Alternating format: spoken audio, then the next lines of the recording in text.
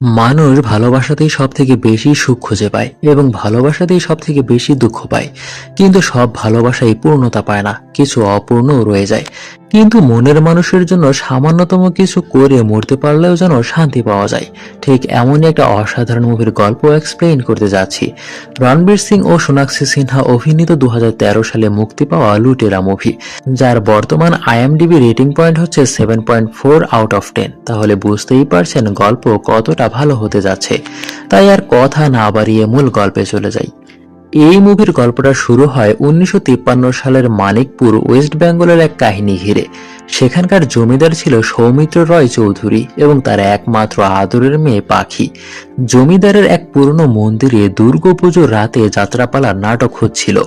জমিদার সহ ওই গ্রামের সকলেই যাত্রা উপভোগ করছিল।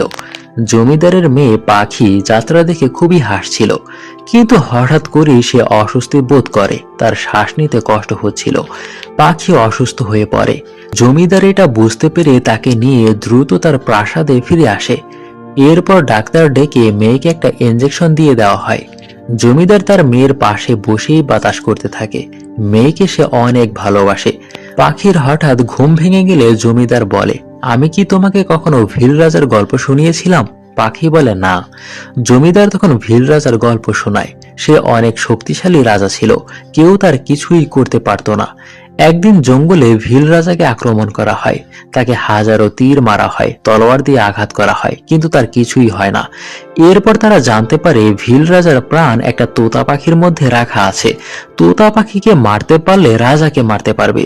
কিন্তু জঙ্গলে হাজারো তোতা পাখি ছিল, কোন তোতার কাছে রাজার প্রাণ আছে এটা কিভাবে খুঁজে বের করবে হাজার তোতার মধ্যে? এজন্য তারা সেখানে এক সুন্দরী নারী গুপ্তচর পাঠায়। রাজা ওই সুন্দরী নারীর প্রেমে পড়ে যায় এবং তাকে বিয়েও করে ফেলে। এরপর রাজার কাছ থেকে সুন্দরী নারী জানতে পারে কোন তোতার মধ্যে তার প্রাণ রয়েছে। এরপর সে জানা মাত্রই আর দেরি না করে তোতা পাখিটি ধরে ফেলে, আর তখনই পাখিটা মেরে ফেলে, আর ভীল রাজাও মারা যায়। জমিদার বলে, তুমি হচ্ছ আমার সেই তোতা পাখি, তোমার যদি কিছু হয়ে যায় তাহলে আমিও শেষ হয়ে যাব। সে তার মেয়েকে এতটাই ভালোবাসে। পরদিন পাখি তাদের গাড়ির ড্রাইভারকে পাশে বসিয়ে নিজে ড্রাইভিং করছিল, গাড়ি চালানো শিখছিল। কিন্তু সামনে থেকে একজন বাইক নিয়ে আসাতে পাখি ঘাবড়ে যায় এবং গাড়ির নিয়ন্ত্রণ হারিয়ে ফেলে, যার জন্য বাইক নিয়ে আসা ছেলেটা রাস্তার পাশে বাইক নিয়ে পড়ে যায় এবং কিছুটা আহত হয়। পাখি খুব ভয় পেয়ে ছেলেটাকে তাকিয়ে দেখে। এরপর পাখি নিজ গাড়িতে তাকে নিয়ে হাসপাতালে আসে ট্রিটমেন্টের জন্য। ডাক্তার পাখিকে জানায়, আপনি চলে যেতে পারেন, ভয়ের কারণ নেই, তার তেমন কিছুই হয়নি। এরপর পাখি বাড়িতে চলে আসে। এদিকে জমিদারকে তার ম্যানেজার অনেকদিন থেকেই বোঝাচ্ছিল ভারত সরকার জমিদারি প্রথা বাতিল করতে যাচ্ছে। জমিদারি বাতিল আইন পাশ হচ্ছে, আর এটা হয়ে গেলে আপনার কিছুই থাকবে না।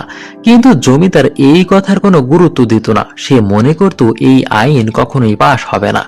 ঠিক তখন এখানে ওই ছেলেটা আসে হাতে একটা চিঠি নিয়ে। এরপর চিঠিটা জমিদারের কাছে প্রেরণ করা হয়।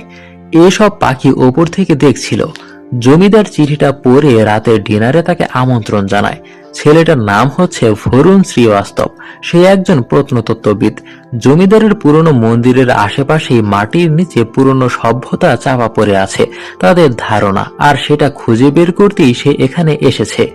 এখানে ভরুণ পাখির সাথে পরিচয় হয় এবং তার সম্পর্কে জানতে পারে পাখি লেখালেখি করতে ভীষণ পছন্দ করে, সে অনেক বই লিখতে চায়।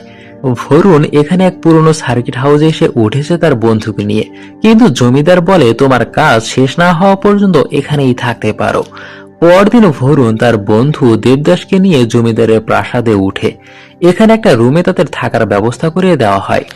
এরপর জমিদার ভরুণকে নিয়ে তার পুরনো মন্দির দেখায়। প্রায় 300 বছরের পুরনো মন্দির এটা। এটা তাদের রয় চৌধুরী বংশের পৈতৃক সম্পত্তি।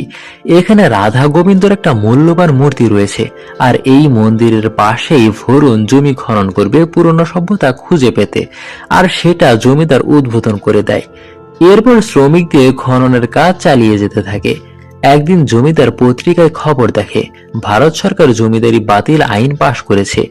এই আইন অনুযায়ী জমিদারেরা নিজের কাছে 15 একর জমি রাখতে পারবে, আর বাকি সব সম্পত্তি সরকারের দখলে চলে যাবে। তখন জমিদার একটু টেনশনে পড়ে যায়। সে ম্যানেজারের কথা গুরুত্ব দেয়নি। আইন পাশ হওয়ার আগে সে চাইলে বাকি সব সম্পত্তি বিক্রি করে দিতে পারত। যাই হোক, জমিদার একদিন সবাইকে নিয়ে বনভোজনে বের হয়, কিন্তু পাখির নজর সবসময় ভরুণকে ঘিরে থাকতো। পাখি তার প্রেমে পড়েছে। একদিন ভরুণ পেইন্টিং করার জন্য ফ্রেম রেডি করছিল। সে অনেকদিন যাবৎ মাস্টারপিস একটা ছবি আঁকতে চায়, যেই ছবি একদিন পুরো দুনিয়া দেখবে। এই বিষয়টা পাখি লক্ষ্য করে। তাই পাখির ইচ্ছে হয় সে পেইন্টিং শিখবে ভরুণের কাছে, যাতে করে তার কাছাকাছি থাকতে পারে, কথা বলতে পারে এবং বাবাকে গিয়ে বলে সে পেইন্টিং করতে চায় এবং মাস্টার হিসেবে ভরুণের কাছে পেইন্টিং শিখতে চায় সে। বাবা মেয়েকে অনেক ভালোবাসে, তাই ভরুণকে পাখির মাস্টার হিসেবে নিয়োগ দেওয়া হয়। এরপর পাখি পেইন্টিং শিখতে ভরুণের কাছে আসে। ভরুণ তাকে বলে আগে কখনো পেইন্টিং করেছো কিনা, কোনো অভিজ্ঞতা আছে কিনা। পাখি তখন একটা গাছ এঁকে দেখায়, কিন্তু সে গাছের পাতা আঁকতে পারে না। ভরুণ বলে পাতা আঁকা তো একদম সহজ। তখন ভরুণ গাছের পাতা কিভাবে আঁকতে হয় সেটা দেখায়, কিন্তু রং করতে গিয়ে ছবিটা নষ্ট করে ফেলে ভরুণ। পাখি তখন বলে আপনি আসলে ছবি আঁকতে পারেন না, তাই না? ভরুণ তখন মাথা নাড়িয়ে স্বীকার করে। পাখি তখন হেসে দেয়। আসলে ছোটবেলা থেকে ভরুণের পেইন্টিং করার খুব আগ্রহ। সে একটা মাস্টারপিস ছবি আঁকবে, কিন্তু কিসের ছবি আঁকবে সে এখনো খুঁজেই পায়নি। এভাবেই পেইন্টিং শেখার নাম করে পাখি প্রতিদিন ভরুণের কাছে আসতো, তার সাথে সময় কাটাতো। একদিন দুজনে মিলে বাগানে যায় প্রকৃতির ছবি আঁকতে। এরপর দুজন মিলেমিশে প্রকৃতির ছবি পেইন্টিং করে। এরপর পুকুর পাড়ে বসে দুজনে আড্ডা দিচ্ছিল। এখানে পাখি জানায় তার লেখালেখির খুব ইচ্ছে, সে অনেকগুলো বই লিখবে, রাইটার হবে। পাখি ভরুণকে বলে তুমি যে খননের কাজ করো এসব তোমার ভালো লাগে?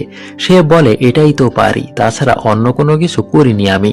পাখি ফিস ফিস করে একটু উত্তেজনাময়ী ভাবে বলে যদি অন্য কোনো কিছু করার সুযোগ পাও তাহলে কি করবে? ভরুণও ফিসফিস করে বলে সে একটা মাস্টারপিস পেইন্টিং করবে, আর এই কথাটা কাউকে বলো না। পাখি বলে যদি বলে দেই কি করবে? ভরুণ কিছুক্ষণ তার দিকে তাকিয়ে থেকে হঠাৎ করে কিছু না বলে উঠে চলে যায়। এরপর দুজনে গাড়িতে ফিরে আসার সময় গাড়ির চাকা পাংচার হয়ে যায়, যার জন্য সেটা ঠিকঠাক করে ফিরে আসতে সন্ধ্যা হয়ে যায়। এই সময় পাখি আবারও অসুস্থ হয়ে যায়, সে শ্বাসকষ্টে ভুগতে থাকে। তখন পাখির কাছে থাকা ইনজেকশন বের করে ভরুণ তাকে ইনজেকশন পুশ করে দেয়। পাখি তখন তার কাঁধে মাথা রাখে। পাখি কিছুটা স্বাভাবিক হয়। এরপর ভরুণ পাখিকে নিয়ে প্রাসাদে ফিরে আসে এবং পাখিকে খুব যত্ন সহকারে নিয়ে আসছিল ভরুণ। জমিদার পাখির অসুস্থতা দেখে পেরেশানিতে পড়ে যায়। এরপর সে মেয়েকে রুমে নিয়ে যাচ্ছিল, কিন্তু পাখি ভরুণের প্রতি অনেক দুর্বল ছিল। ভরুণও পাখিকে ভালোবাসে, আর এই কথা বন্ধু দেবদাসের সাথে শেয়ার করে। দেবদাস তাকে জানায় তোমার যে ভালোবাসার অনুমতি নেই বন্ধু, তোমাকে ভালোবাসতে হলে চাচার অনুমতি লাগবে, কিন্তু কঠোর চাচা এই অনুমতি কখনোই দিবে না। এখানে বুঝতে পারি ভরুণ তার চাচার ইচ্ছের কাছে ধরা। চাচার অনুমতির বাইরে কোনো কিছুই করার ক্ষমতা নেই তার, কিন্তু কেন সেটা পরেই বুঝতে পারবো। চাচার জন্য ভরুণ পাখিকে অ্যাভয়েড করে চলতে থাকে। ভরুণ নিজের খননের কাজে মনোযোগী হয়, কিন্তু পাখি এখানেও চলে আসে আর তাকে বলে পেইন্টিং ক্লাস করাবেন না, কিন্তু সে জানায় খননের কাজে একটু ব্যস্ত। পাখি বলে সমস্যা নেই, কাল কিংবা পরশু তাহলে। ভরুণ বলে কাল কিংবা পরশু সে সময় দিতে পারবে না, কারণ আগামী সপ্তাহে দ্রুত কাজ শেষ করে তাকে চলে যেতে হবে। আপনি প্লিজ এখান থেকে চলে যান। পাখি একটু রাগ করেই চলে যাচ্ছিল, কিন্তু সে আবার ফিরে আসে এবং চিৎকার করে সকলের সামনে বলে আপনি কেন আমার সাথে এরকম আচরণ করছেন? ভরুণ তখন পাখিকে ধরে নিয়ে একটু দূরে যায় আর বলে এমন পাগলামো করছো কেন? পাখি বলে আপনি কেন আমার সাথে এমন করছেন? আপনি মনে হয় আমাকে চেনেনি না? ভরুণ বলে তার কিছুই করার নেই, মঙ্গলবার তাকে চলে যেতে হবে। পাখি তখন ভরুণকে বলে আপনি আমাকে ভালোবাসেন ভরুণ বাবু? আমার মন রক্ষার জন্য হলেও প্লিজ হ্যাঁ বলে দিন। কিন্তু ভরুণ চুপ করে থাকে, হ্যাঁ বলার মতো ভাষা তার কাছে নেই। তখন পাখি মনে কষ্ট নিয়ে কান্না করতে করতে চলে আসে। একদিন জমিদার বাড়িতে রাজস্ব বিভাগ থেকে সরকারি লোক আসে। জমিদারি প্রথা বাতিল হয়ে যাওয়াতে জমিদারের কাছে যে সমস্ত শত শত বছরের পুরনো মূল্যবান জিনিসপত্র ছিল সেগুলো সরকারকে দিয়ে দিতে হবে, এগুলো নিয়ে জাদুঘরে রাখা হবে। কিন্তু জমিদার এগুলো দিতে চাচ্ছিল না। তখন সরকারি কর্মকর্তা জানায় এগুলো নিতে যদি বাধা দেন তাহলে আপনাকে গ্রেপ্তার করা হবে, যার জন্য জমিদারের কিছুই করার থাকে না, সব মূল্যবান জিনিসপত্র নিয়ে তারা চলে যায়। জমিদার খুব চিন্তিত হয়ে পড়ে, ম্যানেজারের কথা গুরুত্ব দেয়নি, নিজের বোকামির জন্যই সব সম্পত্তি তাকে হারাতে হচ্ছে।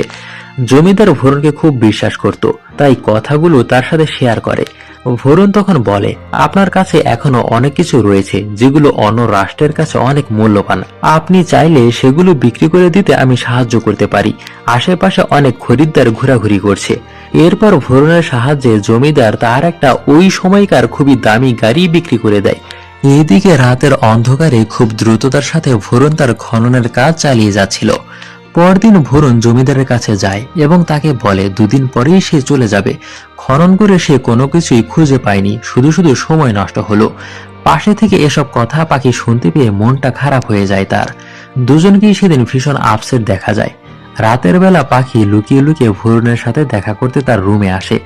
পাখি ভরুণের কাছাকাছি এসে খুব ইমোশনাল হয়ে যায়। ভরুণও পাখিকে ভালোবাসে। ওই মুহূর্তে দুজনেই খুব ক্লোজ হয়ে যায়। ওই রাতটা পাখি এবং ভরুণ একই বিছানায় একই সাথে রাত্রি যাপন করে।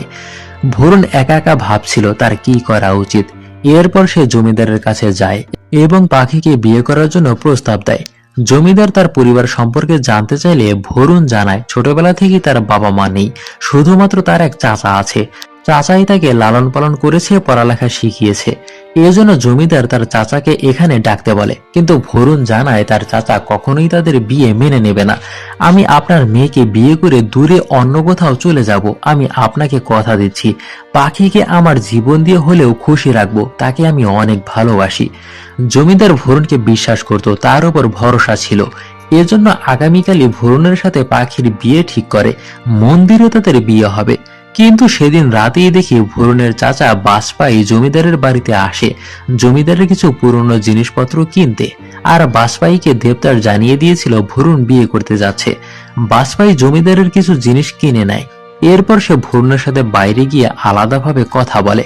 চাচা ভরুণকে বলে, এখানে আসার উদ্দেশ্য কি? তারা জানে কেন এসেছি সেখানে? আমাদের জীবনে বিয়ে শাদী বলে কিছুই নেই। বাজপাইও বিয়ে করেনি তাদের জন্য, নিজের হাতে তাকে মানুষ করেছে, পড়িয়েছে। এজন্যই ভরুণ চাচার কাছে অনেক ঋণী। চাচা বলে, কাল সকাল সকাল সব জিনিসপত্র সহ কলকাতায় তোকে দেখতে চাই, নইলে জমিদারকে সব বলে দিব এখানে কেন এসেছিস তুই। এখানে মস্ত বড় এক রহস্যের গন্ধ পাই, যেটা পরেই জানতে পারবো। ভরুণ চাচার কথা মতো সেদিন রাতেই বন্ধু দেবদাসকে নিয়ে পালিয়ে যায়, কাউকে কিছু না বলে। সকালবেলা পাখি বিয়ের জন্য সাজগোজ নিয়ে ব্যস্ত ছিল। এদিকে জমিদার তাদের পুরনো মন্দিরে এসে তাদের কিছু নিয়ম নীতি পালনের জন্য রাধা গোবিন্দর মূর্তিকে গোসল করাচ্ছিল। কিন্তু গোসল করানোর সময় মূর্তির মাথা ভেঙে পড়ে যায়। এটা দেখে জমিদার খুবই অবাক হয়। এরপর সে খেয়াল করে দেখে মূর্তিটা নকল মাটির তৈরি একটা মূর্তি। তাদের মহামূল্যবান মূর্তিটি চুরি হয়ে গেছে। জমিদার সঙ্গে সঙ্গে ভরুণের খননের কাজ চেক করতে গিয়ে দেখে এতদিন ধরে যে খননের কাজ চালিয়ে যাচ্ছিল সেটা ওই মূর্তি বরাবর সুড়ঙ্গ করে চুরি করার প্ল্যান ছিল তাদের। আর রাজস্ব বিভাগ থেকে যে লোকগুলো জমিদারের জিনিসপত্র নিয়ে গেছে আসলে তারা কোনো সরকারি কর্মকর্তা নয়। ভরুণ সহ তারা পুরো একটা গ্যাং দল। তাদের কাজ হচ্ছে ধনী লোকদের সম্পত্তি লুট করা। জমিদারকে বোকা বানিয়ে সব নিয়ে গেছে তারা। আর জিনিসপত্রের বিনিময়ে যে টাকাগুলো দিয়েছিল সেই টাকাগুলোও ছিল নকল। জমিদার বাবু এত বড় ধোঁকা খেয়ে হতাশ হয়ে যায়, সে ভেঙে পড়ে। পাখি তো বিয়ে করতে প্রস্তুত হচ্ছিল, কিন্তু সে যখন তার বাবাকে দেখে তার চেহারায় হতাশার ছাপ, তখন সে বুঝতে পারে অনেক বড় ক্ষতি হয়ে গেছে তাদের। এরপর গল্প চলে আসে পুরো 1 বছর পর। পাখি মানিকপুর ছেড়ে দেলাউজে তাদের আরেক বাসায় চলে এসেছে। পাখির জীবন হয়ে গেছে এখন ছন্নছাড়া একাকিত্বময়, কারণ তার প্রাণপ্রিয় বাবা এখন আর বেঁচে নেই। ওই দুর্ঘটনার পর জমিদার মারা গেছে। পাখি এখনো লেখালেখি করার চেষ্টা করে, কিন্তু তার জীবনে এই মুহূর্তে সুখ বলতে কিছুই নেই। একদিন বাড়িতে পুলিশ অফিসার KN সিং আসে ভরুণের ব্যাপারে জানতে পাখির কাছে, কারণ তাদের দল এরকম অনেকের সম্পত্তি লুট করে নিঃস্ব করে দিয়েছে। ভরুণের দল পাখিদের সাথেও একই ঘটনা ঘটিয়েছিল যেহেতু, তাই পুলিশ তাদের ধরতে পাখির সাহায্য চায়। কিন্তু পাখি জানায় সে বরুণকে ভুলে যেতে চায়, সে প্রতিশোধ নিতে চায় না, জীবন থেকে তার অস্তিত্ব মুছে ফেলতে চায়। এজন্য পুলিশ চলে যাওয়ার আগে তার কার্ডটা দিয়ে যায়, যদি কখনো কিছু বলার প্রয়োজন হয়, দরকার হয়, তাহলে ফোন করবেন। এরপর পাখি আবারও লিখতে বসে। সে তার পুরনো অতীত নিয়ে লিখতে গিয়ে ভরুণকে মনে করে খুবই রেগে যাচ্ছিল, নিজেকে ঠিক রাখতে পারছিল না। তখন পাখি KN সিং পুলিশকে ফোন করে এবং জানায় ভরুণ তাকে একবার বলেছিল জান্দিঘাটের রাজার কাছে এক মূল্যবান সোনার মূর্তি ছিল। হতে পারে সেটা চুরি করতে তারা এখন দেলাউজে এসে পড়েছে। এরপর পাখি তাদের বাসার গেস্ট হাউস ভাড়া দেওয়ার নেম প্লেট লাগিয়ে দেয়। এরপর পুলিশ জান্দিঘাটের রাজার গণেশের মূল্যবান সোনার মূর্তিটা দেখার জন্য সেখানে যায় এবং পত্রিকায় ছাপিয়ে দেওয়া হয় সোনার গণেশের মূর্তিটি মিউজিয়ামে হস্তান্তর করা হবে, যেটা বাসপাই পত্রিকায় দেখে কিছু একটা প্ল্যান করে ফেলে। এদিকে পাখিকে দেখি তার শরীরের অবস্থা বেশি ভালো না, সে অসুস্থ। পাখি প্রতিদিন বাইরে একটা গাছের দিকে তাকিয়ে থাকতো, সেই গাছের পাতা কিছু কিছু ঝরে পড়ছিল আর বাবার কথা মনে করতে থাকে। সে একবার ফিল রাজার গল্প শুনিয়েছিল তাকে। একদিন পাখি জানালা দিয়ে দেখে তার প্রাক্তন ভরুণ ও তার বন্ধু দেবদাস এখানে এসেছে। তারা দুজন তাদের গেস্ট হাউস ভাড়া করে নেয় থাকার জন্য।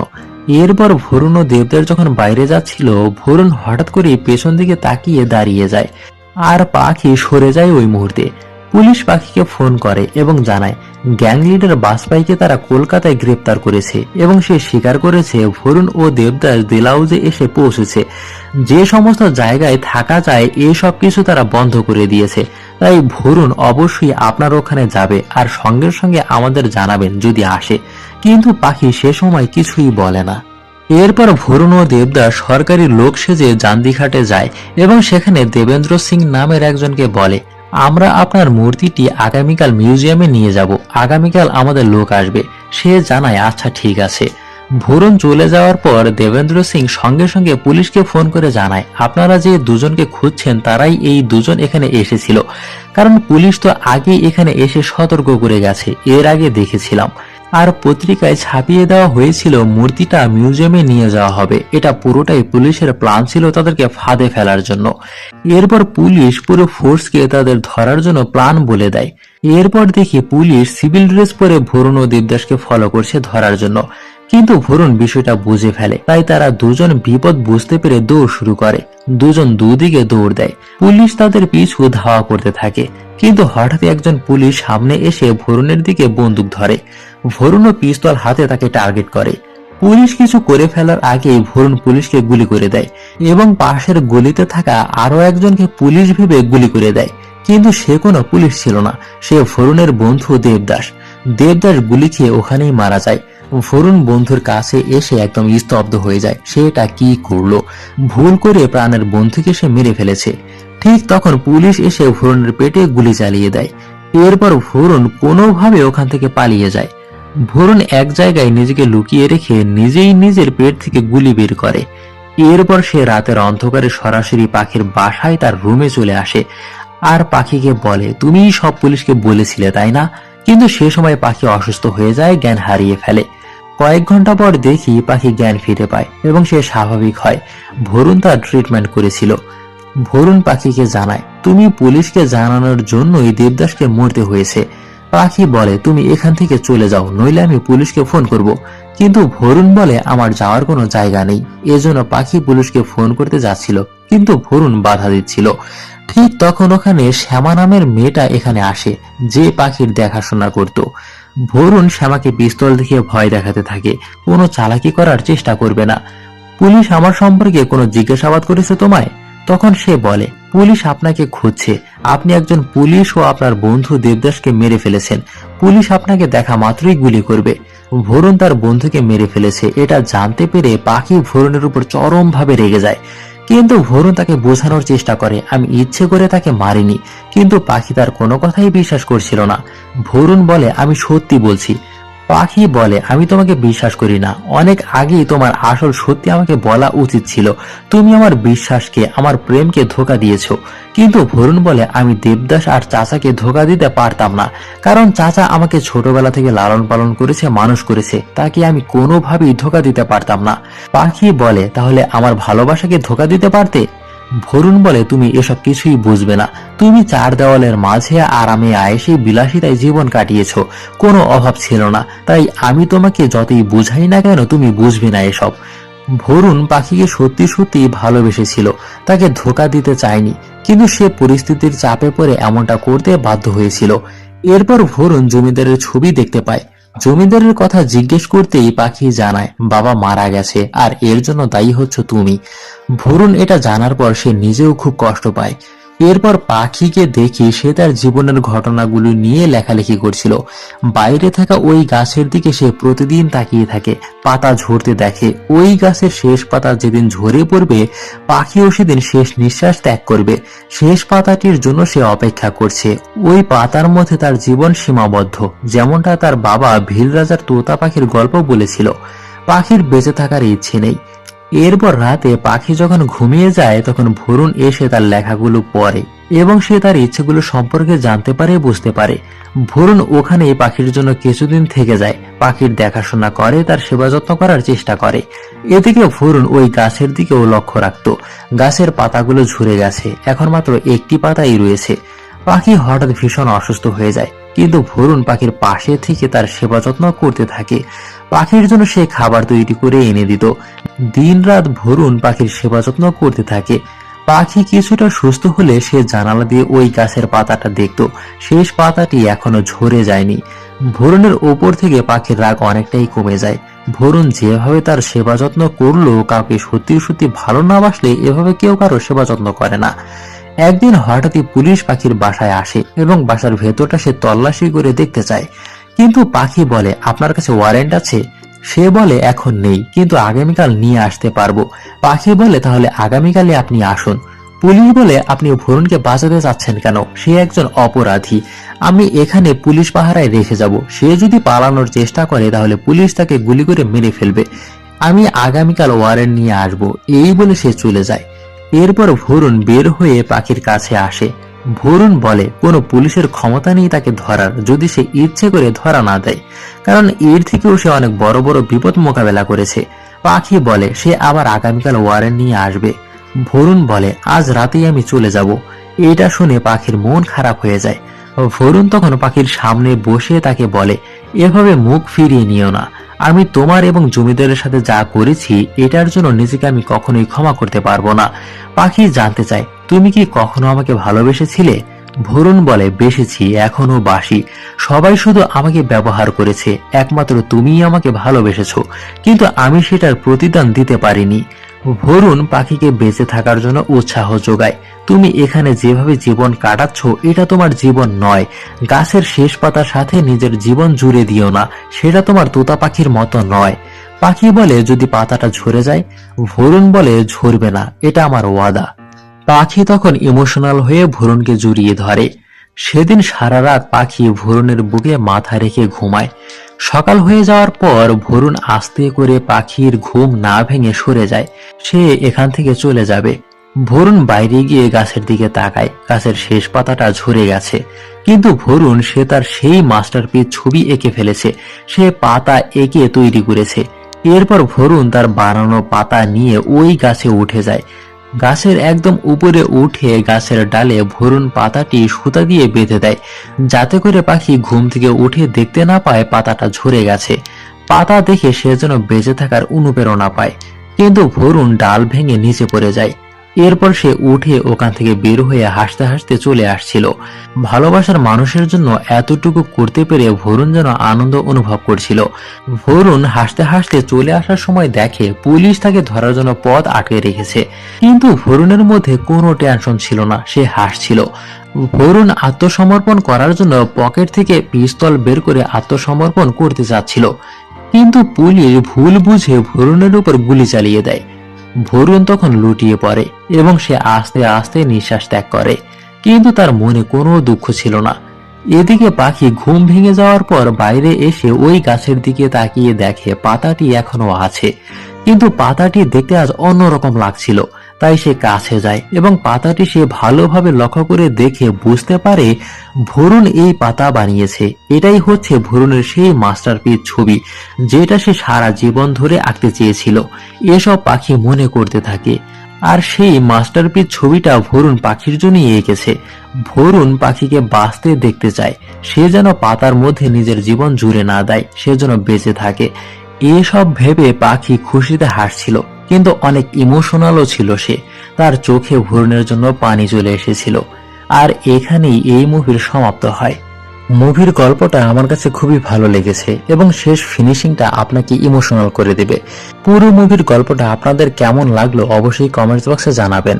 পরবর্তী ভিডিও নিয়ে আপনাদের সাথে আবারও দেখা হবে। সে পর্যন্ত সবাই ভালো থাকবেন, সুস্থ থাকবেন, নিজের খেয়াল রাখবেন। সবাইকে ধন্যবাদ।